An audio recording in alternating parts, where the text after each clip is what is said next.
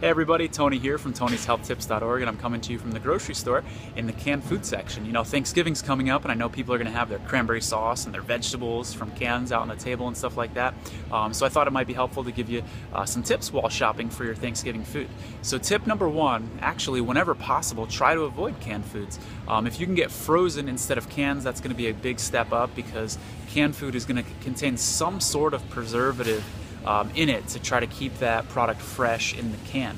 But companies can be very, very sneaky. Remember, there's no legal definition of what a preservative is. So check this out.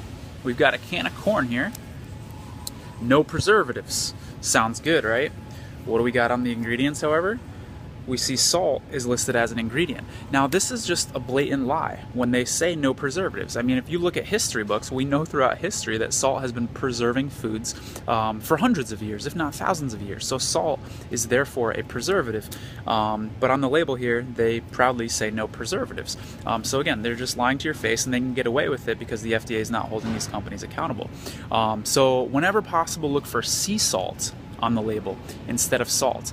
Now, this is something that companies have actually caught on to recently, the sea salt trend, which is a really good thing. Even mainstream companies, Del Monte, owned by Philip Morris, by the way, we should be generally skeptical of them.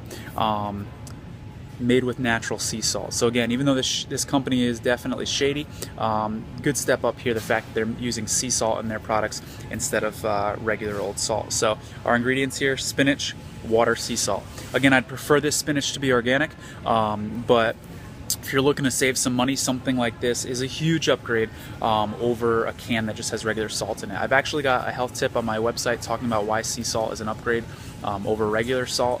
Regular salt is a man-made chemical. It was made in a laboratory. Sea salt comes from the ocean, and our bodies can tolerate it a lot easier. So again, when doing some shopping, keep an eye out for the preservative and specifically the kind of salt that's in there. Now, here's another example. This is kind of funny. No salt added on this can, right? And then what do we got here? Not a sodium-free food. So there's a little bit of contradictory information on here. Again, it's garbage. They're lying to our face a lot of times, unfortunately.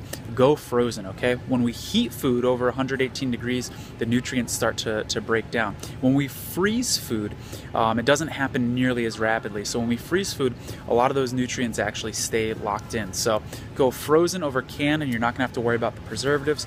Oh, and then BPA. So a lot of cans, most cans are gonna contain BPA, which has been linked to birth effects, and that's yet another reason to avoid cans.